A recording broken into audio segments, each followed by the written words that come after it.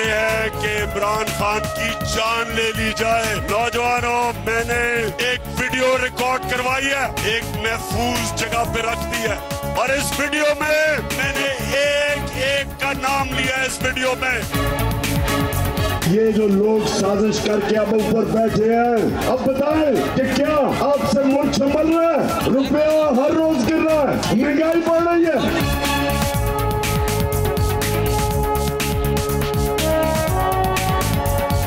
इस वक्त हुकूमत का पेट्रोल की प्राइस बढ़ाने का कोई इरादा नहीं है। बाहर जाके लाइनें ना लगाएं। तुम वीडियो सामने लाओ, किसी हादसे का इंतजार ना करो। हादसे के बाद वीडियो नहीं लाते, हादसे से पहले वीडियो सामने लाई जाती है। अस्सलामुअलैकुम। प्रोग्राम न्यूज़ बीट के साथ मैं हूं महक असलम। शो की मुस्तकिल मेज़बान पारस जहांजेब छुट्टी पर हैं, इसलिए शो की मेज़बानी मेरे ज़िम्मे है। नाज़रीन, पाकिस्तान में जूं जूं सियासी अदम इस्तेहकाम बढ़ रहा है, वैसे ही मुआशी बहरान भी बढ़ रहा है। हुकूमत सियासी नुकसान के डर से सख्त मुआशी फैसले करने से घबराती हुई नजर आ रही है, तो इमरान खान अपनी एहतजाजी तहरीक से जल्द इलेक्शन के लिए दबाव बढ़ा रहे हैं। कल उन्होंने खुद को कत्ल किए जाने का खदशा जाहिर किया, जो एक तशवीशनाक बात है। इमरान खान एक बड़ी सियासी जमात के सरबरा और साबिक वजीर आजम हैं, उनकी सिक्योरिटी का ख्याल रखना हुकूमत का फर्ज है, लेकिन उन्हें और उनकी पार्टी को भी इंतहाई एहतियात की जरूरत है। आज मरियम नवाज ने गुजरात में जलसे से खिताब में इमरान खान की उस वीडियो का जिक्र किया जिसका जिक्र कल खान साहब भी अपनी तकरीर में कर रहे थे। वीडियो को सामने लाने का मुतालबा किया है मरियम नवाज ने।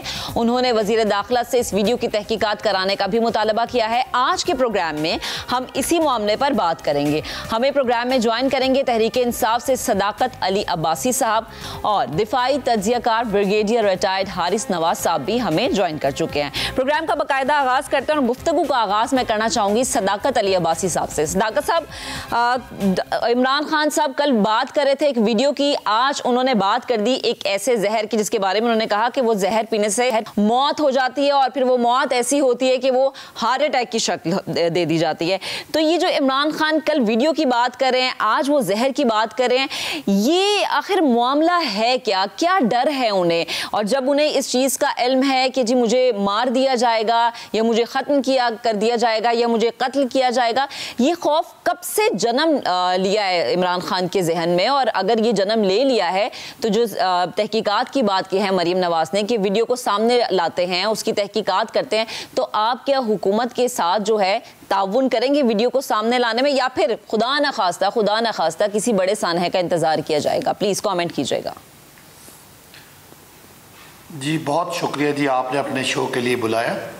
साहब जी, जो जितनी ये पाकिस्तान में इतनी बड़ी एक तहरीक चली है जिसमें रिकॉर्ड लोग निकल रहे हैं और लोग देख रहे हैं कि ये तहरीक जो है ये अपनी आसमान पे, अपनी पीक पे पहुंच गई है, उसके पीछे एक साजिश की बात करते हैं। अच्छा। जिस साजिश की तस्दीक जो है वो 2 नेशनल सिक्योरिटी कमेटीज़ कर चुकी हैं। एक इमरान खान साहब बतौर प्राइम मिनिस्टर कर चुके हैं और दूसरा जो है वो शहबाज शरीफ साहब बतौर प्राइम मिनिस्टर कर चुके हैं। और इमरान खान साहब ने अदलिया से कहा कि इस साजिश की तहकीक करें और इसमें कौन से किरदार शामिल हैं। यही बात मैं आपसे पूछना चाह रही हूँ कि पहले उन्होंने साजिश का जिक्र किया था, लेकिन अब जिसके बारे में वो बात करें वो छोटी बात नहीं है। खान साहब एक नेशनल लेवल के लीडर है, पाकिस्तान के वजीर आजम रह चुके हैं, वो कह रहे हैं मेरी जान को खतरा है, और फिर किस तरह खतरा है ये भी उन्होंने आज दबे लफ्जों में बता दी है।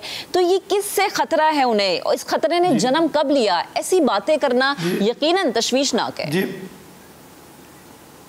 जी मैं अगर मुझे पूरी बात करना है तो मैं उधर ही आ रहा हूँ। जी। तो उस हवाले से इमरान खान साहब ने कहा कि किसी को शक है तो सुप्रीम कोर्ट के चीफ जस्टिस वो एक कमेटी जो भी कमीशन बनाए और इसका फैसला करें कि इसमें कौन कौन इन्वॉल्व है। जाहिर है वो प्रोसेस है और सदर पाकिस्तान ने ख़त लिख दिया है और मैं यकीन है कि वो कमीशन बनेगा तो ये सब चीज़ें कौम के सामने आएंगी।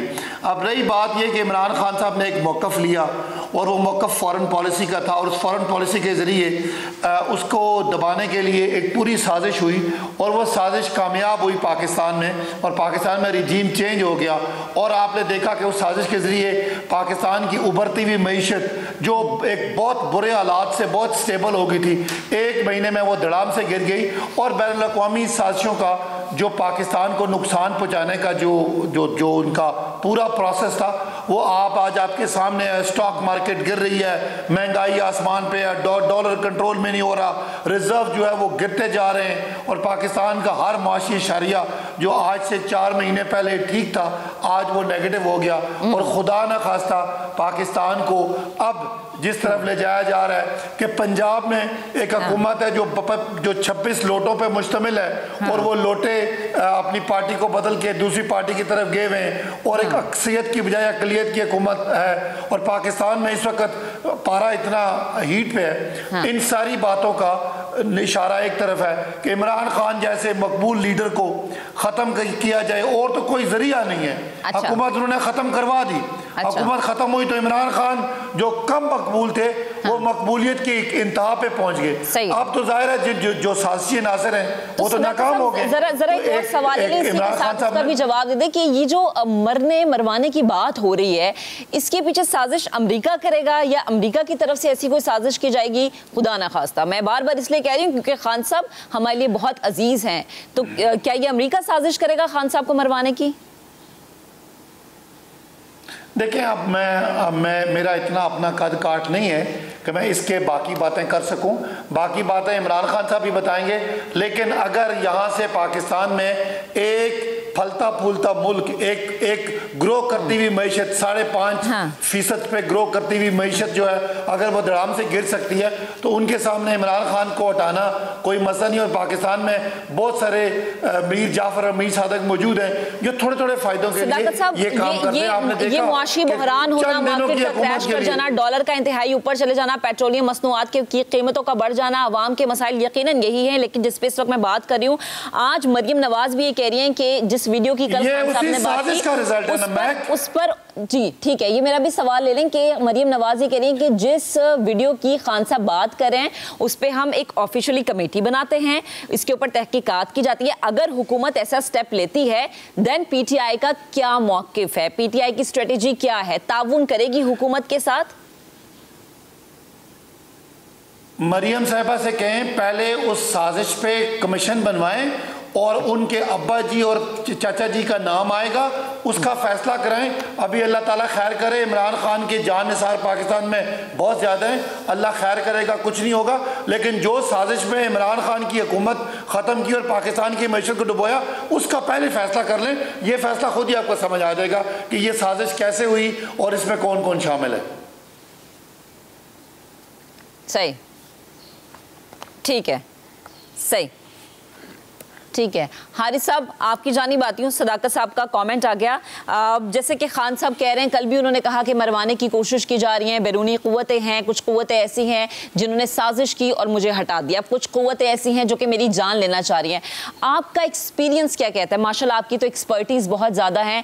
पाकिस्तान में एक नेशनल लेवल का लीडर एक आम मजमे से जब ये बात करता है, ये कोई छोटी बात नहीं है। यकीनन हमारी सिक्योरिटी वाले मामलात पर भी सवालात उठेंगे। मौजूदा हुकूमत की अव्वलीन तरजीह है खान साहब को सिक्योरिटी देना।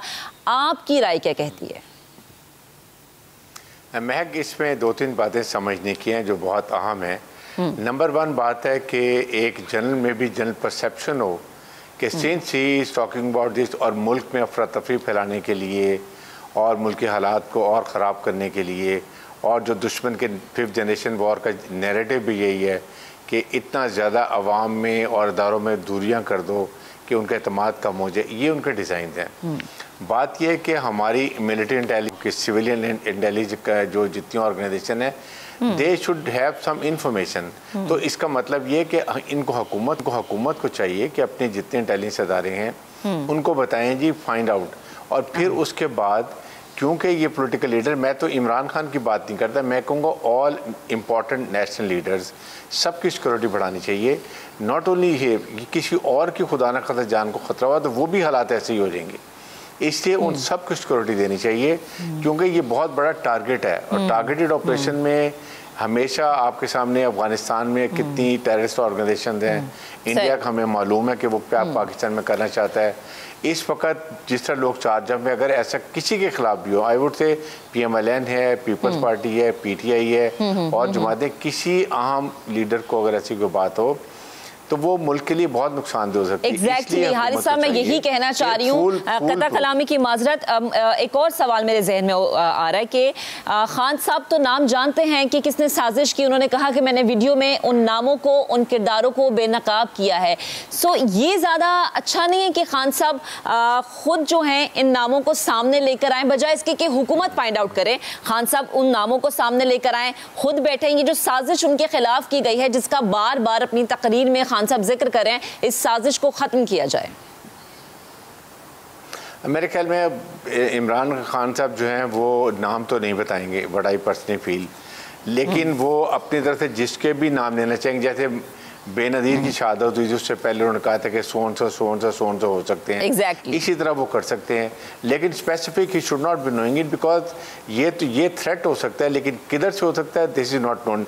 आई एम श्योर कि पाकिस्तान में हमारे अंदर से कोई ऐसा प्लान कभी कोई भी नहीं कर सकता। देर ऑल एक वो पॉलिटिकल पार्टीज हैं, दे बिलीव इन डेमोक्रेसी की बात है, लेकिन कोई इंतशार पसंद, ट्रिगर हैप्पी पर्सन, कोई ऑर्गेनाइजेशन वो इसको कर सकती है जिसका फ़ायदा उनको हो और पाकिस्तान को ट्रमेंडस लॉस होगा। इसलिए इनको फुल प्रूफ सिक्योरिटी तमाम इंपॉर्टेंट लीडर्स को, जिसमें इमरान खान है, मैं बात कर रहा हूँ PMLN की, पीपल्स पार्टी के, जो उनको रेंजर्स की देनी चाहिए, जो उनको ऑथराइज्ड है, इवन उससे ज़्यादा करें। साथ ही जो उनको डाइस बनता है, बुलेट प्रूफ उनका वो देना चाहिए, आगे शीशा लगाना चाहिए, ताकि वहाँ पर बिल्कुल हारिस साहब, ये हुकूमत का फर्ज है कि अगर एक नेशनल लेवल का लीडर अवामी मजमे में ये बात करता है तो देन इन्हें सिक्योरिटी प्रोवाइड करनी चाहिए। सर मुझे ये भी बताएगा कि खान साहब को किस सोर्स से ये पता चला होगा जो उन्होंने ये बात की कि मुझे कत्ल करने की साजिश की जा रही है या मुझे ख़त्म करने की कोशिश की जा रही है। इतना यकीन उनकी बॉडी लैंग्वेज में, जितनी पुरएतमाद उनकी बॉडी लैंग्वेज थी बात करते हुए, यकीनन कोई ना कोई सोर्स तो ऐसा पीछे होगा। प्लीज़ देखिए, सोर्स भी हो सकता है, उनकी अप्रीहेंशन भी हो सकती हैं, बिकॉज ही इस वक्त वो एक मूवमेंट को लेके चल रहे हैं, जो कुछ लोगों को, बाहर के लोगों को, हमारे जो ईस्ट में लोग हैं, फिर उसके टेरर ऑर्गेनाइजेशन है, उनको पसंद नहीं होगा कि चलें इसी बहाने पाकिस्तान को कमज़ोर करें। टारगेट ये है कि देखें, हमारी मुसल्लह फ़ौज ने मुल्क से दहशतगर्दी ख़त्म कर दी है, हमारे रियासत पाकिस्तान की मुहाफ़िज़ हैं, सॉवरेनिटी की रियासत हैं। आप ये देखें कि आप इराक़ को देख लें, लीबिया को देखें, सीरिया को देखें, यमन देख लें, जहाँ जहाँ फ़ौज कमज़ोर थी वहाँ पर उनके अज़ाइम पूरे हो गए। यहाँ हमारी फ़ौज को, और फिर हम एक न्यूक्लियर पावर है, तो इसलिए we are a big target. इसके लिए मे भी उनकी अप्रीहेंशन हो, it may not be a confirm information.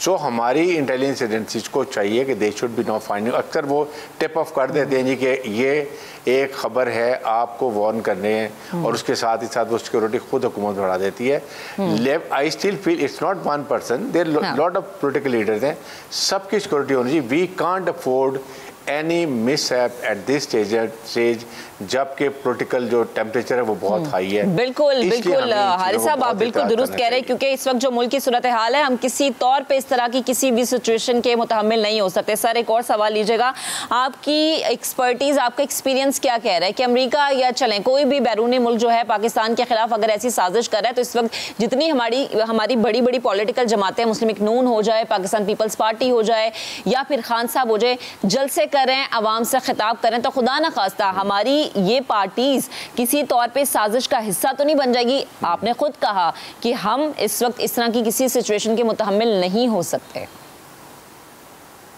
देखें, पहले हिस्ट्री तो है ना कि आपके सामने लियाकत अली खान शहीद हुए, फिर उसके बाद जुल्फ़िकार अली भुट्टो को हमें मालूम है, बेनज़ीर भुट्टो की शहादत भी ऑल नो। तो एनीथिंग कैन हैपन, इसलिए मैं ये बात कर रहा हूँ। अच्छा। और जाहिर है कि वो चाहते हैं कि पाकिस्तान में, और क्योंकि जो हमारी सिचुएशन है, एक इस्लामिक मुल्क है, न्यूक्लियर मुल्क हैं, फिर हम इकनॉमिक तरक्की करना चाह रहे हैं, सीपैक बनाना चाह रहे हैं।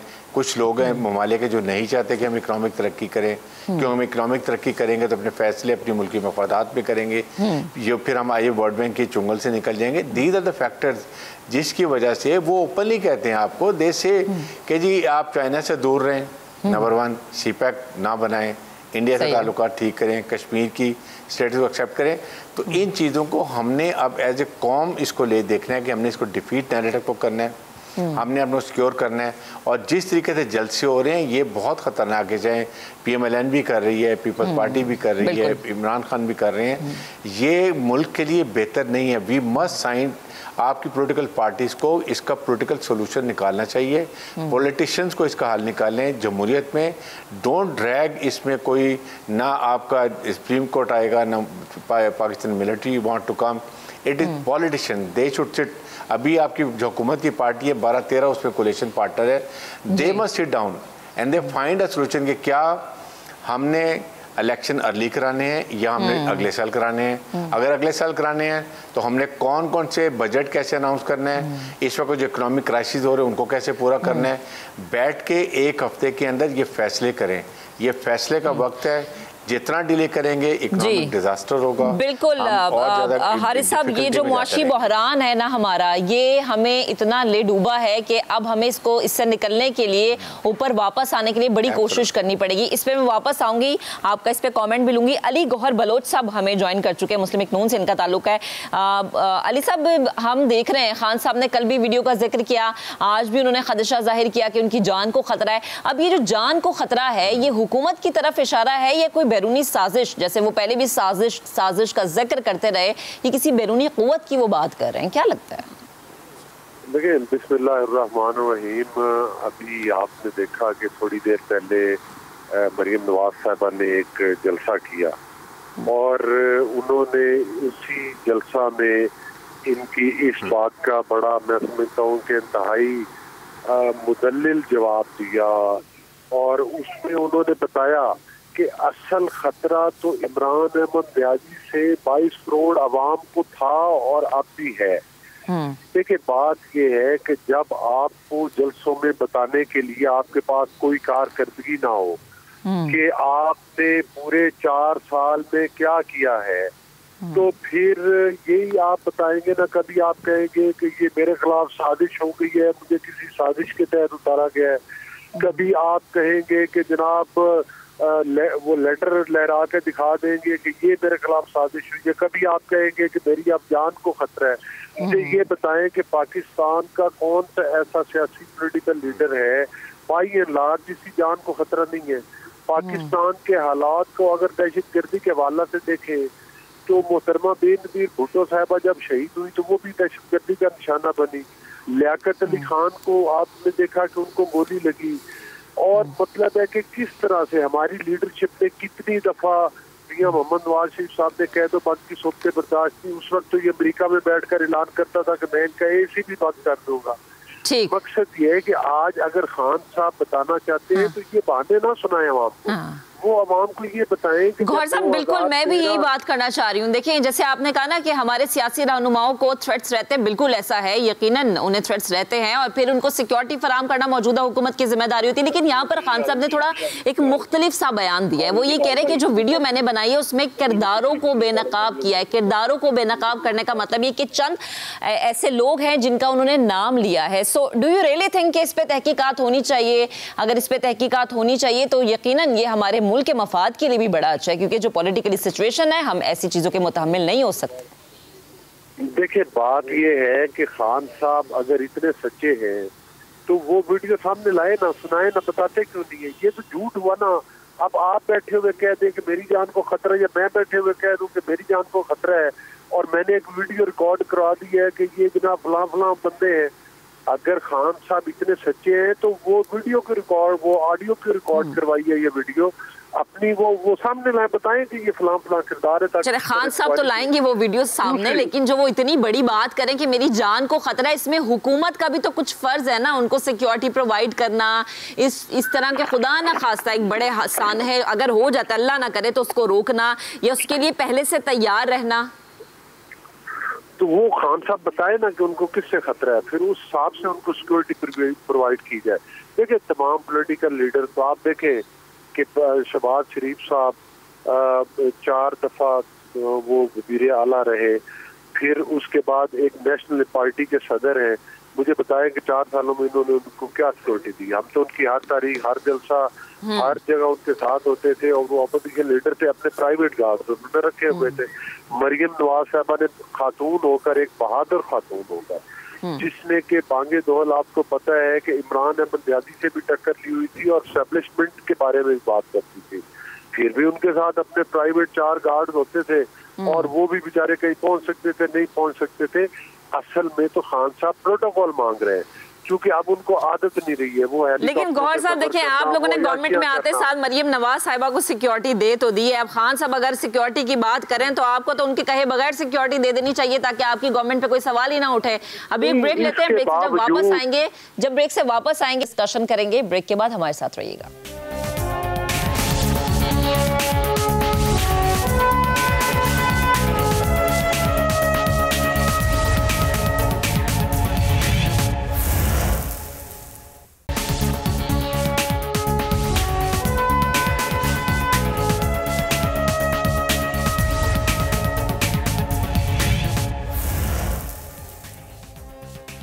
Welcome back once again. हमारा पैनल हमारे साथ मौजूद है और अब ज़रा गुफ्तगू करते हैं हमारी जो मुआशी सूरत हाल है। मार्केट इस वक्त क्रैश हो रही है और जो डॉलर है वो बढ़ता चला जा रहा है, महंगाई कंट्रोल में नहीं आ रही, इसीलिए अवाम परेशान है। और अवाम का एक ही सवाल है कि महंगाई कब ख़त्म होगी या फिर कम होगी। ख़त्म होना तो एक ख्वाब है लेकिन कम तो की जा सकती है और इसके लिए कोशिशें करना और फिर उस कोशिशों पर अमल दरामद करना बहुत ज़्यादा ज़रूरी है। सदाकत अली अब्बासी साहब, आपकी जानिब आती हूँ, क्या लगता है मौजूदा गवर्नमेंट क्यों महंगाई को या फिर मुआशी बहरान को खत्म करने के लिए कोई बोल्ड स्टेप नहीं ले पा रही? मेरे नजदीक या जो मुझे समझ आती है इसकी 2 वजूहात हो सकती है, या तो आपका दबाव, आपकी और आपकी पार्टी का दबाव हो सकता है या फिर IMF की कड़ी शराइत हो सकती है। प्लीज आप कॉमेंट कीजिएगा।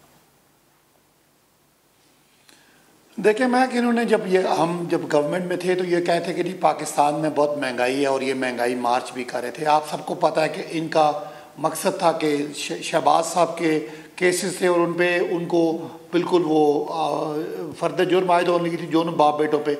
उन दोनों बाप बेटों ने वज़ीर आज़म और वज़ीर आला का ओहदा लिया इसलिए कि अपने केसेस फारिग करें।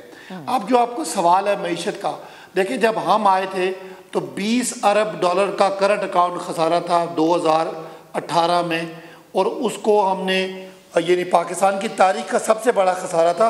और नवाज शरीफ हुकूमत ने 5 साल एक्सपोर्ट्स को $1 भी नहीं बढ़ाया था, 24 अरब डॉलर पे ही थी। तो इन 3 सालों में 3.5 सालों में हमने कोविड को भी हैंडल किया और कोविड के बावजूद पाकिस्तान की एक्सपोर्ट को 24 अरब से 32 अरब पे ले गए, पाकिस्तान के रेमिटेंसेस को 19 अरब डॉलर से 32 अरब डॉलर पे ले गए, पाकिस्तान की जो ग्रोथ थी जो मनफी हो गई थी उसको उठा के 5.6% पे ले गए, पाकिस्तान का जो रेवेन्यू था टैक्स रेवेन्यू वो 3800 अरब था उसको करके 6100 अरब पे ले गए। पाकिस्तान में टेक्सटाइल का बूम आया। आप अपनी कारकर्दगी जो गिनवा रहे हैं, लेकिन ये कारकर्दगी माजरत के साथ क्या इतनी फोकी थी कि 15 दिन भी नहीं निकाल सके और 15 दिन में ये जो कारकर्दगी बनाई गई थी की गई थी सबकी सब हमें बहती हुई नजर आई। तो प्लीज ये कौन सी कारकर्दगी थी कि आने वाली गवर्नमेंट ने ये जो कह रही है कि ये खसारा वो है या ये वो नुकसान है जो कि PTI करके गई है और अब आप कह रहे हैं कि हमारी कारकर्दगी ऐसी थी, ये 15 दिन में वो कारकर्दगी खत्म हो गई। मुझे मुकम्मल करने फिर आप सवाल करें तो मैंने कहा कि पाकिस्तान की तारीख का हाईएस्ट टैक्स रेवेन्यू हमने इकट्ठा किया। पाकिस्तान में जो लार्ज स्केल मैन्युफैक्चरिंग उसकी ग्रोथ डबल डिजिट में की और पाकिस्तान को जब हमारी हुकूमत गई तो 5.6% और IMF भी कहता था कि अब पाकिस्तान स्टेबल हो गया, रिजर्व हमारे 24-25 अरब डॉलर के करीब पहुंच चुके थे। तो आज मुझे बता दें कि क्यों लोग पाकिस्तान पे ट्रस्ट नहीं कर। एक तो सबको पता है कि इस वक्त 26 वजीर वो हैं जिनको जेल में होना चाहिए था जो जमानतों पे आए हुए हैं। नंबर 2 ये कि इनके पास 1.25 महीना में एक भी इकोनॉमिक डिसीजन मेकिंग ये फैसला कर ही दे, वो अपना एक दूसरे पे फेंक रहे हैं। कल राना सनाउल्लाह कहते हैं कि हमने तो फैसला करना नहीं है, फैसला तो उन्होंने करना है जो अदम एतमाद लेके आए। तो कहने की बात यह, जो बातें मैं कर रहा हूँ वो सारी फैक्ट्स हैं। 20 अरब डॉलर के खसारे से हमारी गवर्नमेंट पिछले साल में सिर्फ 2 अरब डॉलर का खसारा रहा। हमने डॉलर को भी स्टेबलाइज कर लिया, आज डॉलर भी इनके काबू में नहीं है, स्टॉक मार्केट भी 3500-3600 पॉइंट नीचे चली गई है, महंगाई है उसका पाकिस्तान की तारीख का शायद इस मौजूदा दौर का रिकॉर्ड है। आप मुझे बता दें, ये सवाए चोरों का टोला ये पिछले एक हफ्ते से ये लंदन में बैठा है। ये चोरों के टोले की बात तो तब भी हुई थी जब पीटीआई गवर्नमेंट में थी। उस वक्त नून लीग और पाकिस्तान पीपल्स पार्टी आप लोगों को कहती थी, ये आप लोग भी इल्जाम लगाते थे कि पुरानी गवर्नमेंट ऐसा करके गई है। अब जब नून लीग आ गई है तो वो ये कह रही है कि पीटीआई ऐसा करके गई है। सवाल लीजिएगा मेरा कि ये सब कुछ इसलिए भी हुआ, ये मैं नहीं, ये नून लीग का मौकिफ है कि ये सब कुछ इसलिए भी है, ये मुआशी बहरान इसलिए भी है कि जो पीटीआई सब्सिडी दे के गई उसमें इस तरह से नुकसान होता है कि मैनेज नहीं हो पाता, और ये जो पेट्रोलियम मसनूआत या फिर डॉलर का ऊपर चले जाना, मार्केट्स का क्रैश हो जाना, आवाम को महंगाई के दलदल में फेंक देना, ये सब कुछ सियासी दबाव की वजह से जो हुआ है। इसके लिए आप लोगों ने पैसे रखे थे? अगर आप रिकॉर्ड निकाल के देख लें, जब हम पेट्रोल की कीमतें महंगी बढ़ाते थे तो ये शायद खान साहब आके बैठते थे, ये हमजा अपना ये क्या नाम है, ये मिफ्ता इस्माइल कहते थे कि नहीं, अगर 1 रुपया भी बढ़ाया तो हम नहीं बढ़ाने देंगे। तो हमने चूंकि टैक्स रेवेन्यू बढ़ाया था, पाकिस्तान को स्टेबल किया था, इसलिए हम अपनी सब्सिडी अफोर्ड कर सकते थे। आज ना ये सब्सिडी को कट कर रहे हैं, ना ये IMF के पास जा रहे हैं, ना इनको सऊदी अरब ने कुछ दिया, ना इनको UAE ने कुछ दिया। तो इनका पाकिस्तान यानी एक फलता फूलता पाकिस्तान आज ये डिस्टेबलाइज कर रहे हैं। आज भी इनके लिए मौका है। खुदा न खास्ता अवाम इतनी गुस्से में है इन पे कि ये चोरों का टोला बाहर की साजिश करके यहाँ पे आके बैठ गया, तो कहाँ गई महंगाई? क्यों नहीं महंगाई कंट्रोल कर रहे? क्यों नहीं अपना चीजों को स्टेबलाइज कर रहे? साहब, ये जो फलता फूलता पाकिस्तान है ना, इसके बारे में नून लीग के बड़े खदशात है। वो कहती है कि फलता फूलता पाकिस्तान तो हम छोड़ के गए, पीटीआई ने आके बेड़ा गर्क कर दिया। तो ये गौहर साहब मेरे साथ मौजूद है, इनसे हम कमेंट ले लेते हैं ना। गौहर साहब से जरा मैं पूछ लेती हूँ जी। नून लीग ने कहा था ये डॉलर 120 पे लेके आएंगे, डॉलर तो 200 पे चला गया। इन्होंने कहा था ये बिजली सस्ती करेंगे, बिजली और महंगी कर रहे हैं। इन्होंने कहा था लोड शेडिंग खत्म करेंगे, लोड शेडिंग आज पूरा पाकिस्तान हो रहा है। मुझे 1 महीने में इनकी एक अचीवमेंट बता दें। ये चोर तो थे ही, अब ये नालायक, नाअहल, निकम्मे और सासी और गद्दार भी ये जो आप सवाल करें ना कि ऐसा क्यों नहीं हुआ और ऐसा अब तक हो जाना चाहिए था, गौहर साहब से इसका जवाब ले लेते हैं। जी गौहर साहब, सदाकत साहब कह रहे हैं कि आप लोगों ने ना तो डॉलर को नीचे लेकर आए, आप लोगों ने पेट्रोल के हवाले से जो कीमतों का कहा था वो भी कम नहीं हुई, बिजली भी सस्ती नहीं हुई, बल्कि बिजली तो जाने की मजीद आवाजें आने लग गई कि हर जगह लोड शेडिंग का दौरानिया बढ़ चुका है। तो मौजूदा गवर्नमेंट क्यों फैसले नहीं ले रही मुआशी बहरान को खत्म करने के लिए? देखें, बात ये है कि अब्बासी साहब जो है ना, ये जाहिर है अपने लीडर की जो है वो तकलीद करेंगे, और जिस तरह से वो जलसों में खड़े होकर और जिस तरह से उन्होंने, जब वो 2013 से 18 में ऑपोजिशन में थे, कंटेनर पे खड़े होकर झूठ बोला करते थे और हर बात पर फिर इक़्तिदार में आकर उन्होंने झूठ डाल दिया और अपनी करप्शन के जरिए पाकिस्तान में तबाही का तूफान खड़ा किया, तो अब्बासी साहब भी झूठ ही बोलेंगे। बात यह है कि इनसे पूछे कि जब 2018 में इनको पाकिस्तान मिला था तो उस वक्त बिजली के क्या रेट थे? जब 2013 में हमें पाकिस्तान मिला था तो उस वक्त 20-20 घंटे की लोड शेडिंग होती थी। जब हमने इनको पाकिस्तान दिया था तो लोड शेडिंग का खात्मा करके दिया था। गौर साहब, ये तो पुरानी बात हो गई ना। अब ये करके दिया था, हम करके गए थे, इन्होंने ऐसा कर दिया, इन्होंने वैसा कर दिया। अब्बासी साहब जो इल्जाम लगा रहे, मैं सिर्फ चाह रही हूँ कि आप उन इल्जाम का जवाब दे दे। आप लोग बोल्ड फैसले क्यों नहीं ले पा रहे? अच्छे फैसले लेना, मुआशी फैसलों को, जो मुआशी मामलात उनको हल करना आप लोगों की अव्वलीन तरजीहात में होना चाहिए।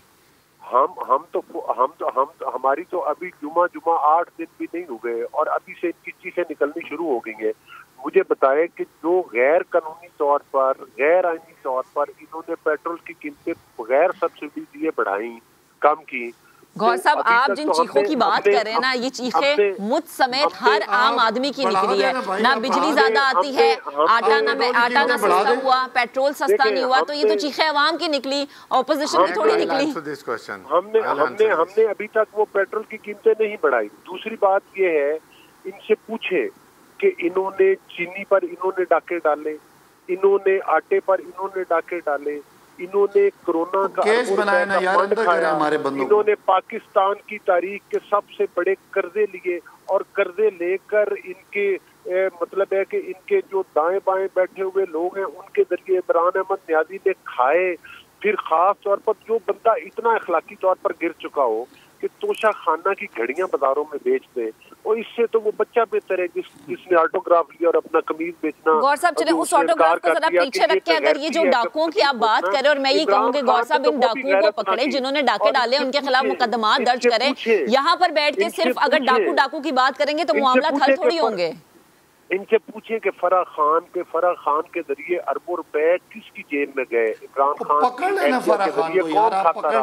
इन तोशा खानों और फराह खानों के जरिए पैसे खानों वाले से आप 20 करोड़ अवाम 22 करोड़ अवाम इनके गिरबान पकड़ेंगे और इनसे पूछ रहे हैं कि बताएं कि जो लोड शेडिंग का खात्मा करके पाकिस्तान मिला था उसमें लोड शेडिंग दोबारा कैसे हुई।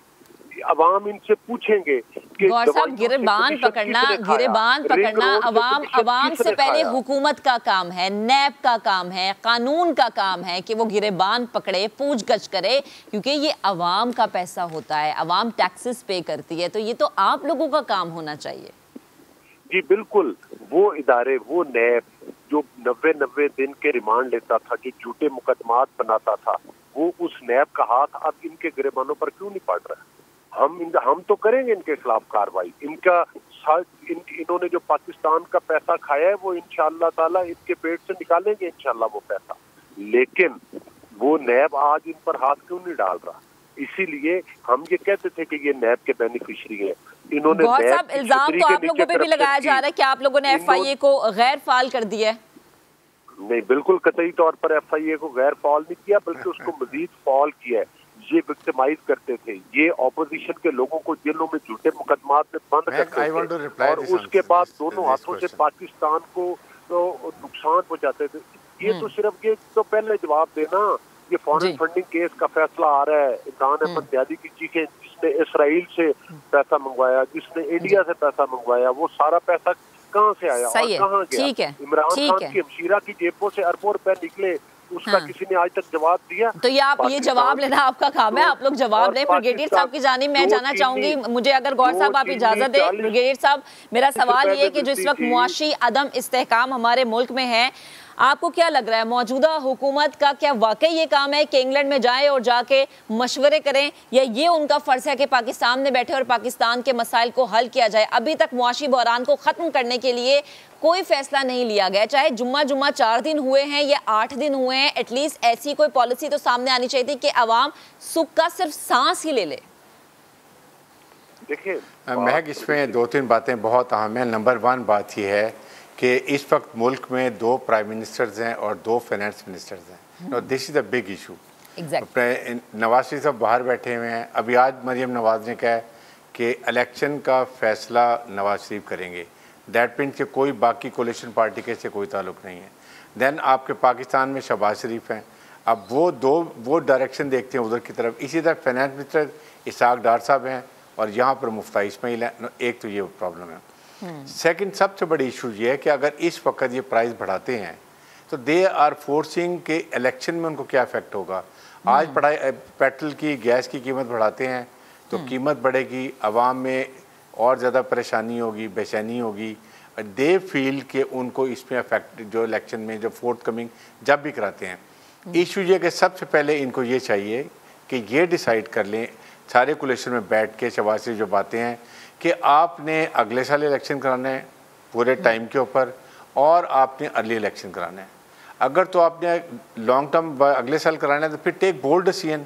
आपको कहीं ना कहीं अनपॉपुलर डिसीजन लेना पड़ेगा, बिकॉज इकोनॉमी सिचुएशन जो है ये बहुत ख़तरनाक हो चुकी है। सिचुएशन एवरी वीक ये ख़राब हो रही है, ये आउट ऑफ कंट्रोल हो जाएगी। The early they think of it the better it is. क्योंकि आप कीमत बढ़ाएंगे तो फ़र्क पड़ता है, एक तो ये ऑप्शन है। नंबर 2 बात है कि फिर या बैठ के डिसाइड करें कोलेक्टिवली कि जी हमने अर्ली इलेक्शन करवाने हैं, हम इकॉनमी को रिवाइव नहीं कर सकते, क्योंकि कोई भी इस वक्त पॉलिटिकल पार्टी अनपॉपुलर डिसीजन लेगी, उनको इलेक्शन में बड़ा फ़र्क पड़ेगा। इसलिए I honestly still strongly feel कि इस स्टेज के ऊपर अगर अर्ली इलेक्शन अनाउंस करें, फैसला कर लें और अक्टूबर में जाके इलेक्शन करवा दें, जब वेदर भी ठीक होता है, तो ये 5-6 महीने में जो इंटरिम गवर्नमेंट एक केयरटेकर रहेंगे, दे कैन अनाउंस बजट, ताकि वो अनपॉपुलर डिसीजन ले लेंगे, उन्हें इलेक्शन नहीं लड़ना। तो इस वक्त ये सिचुएशन बहुत ख़तरनाक होती जा रही है। They have to decided.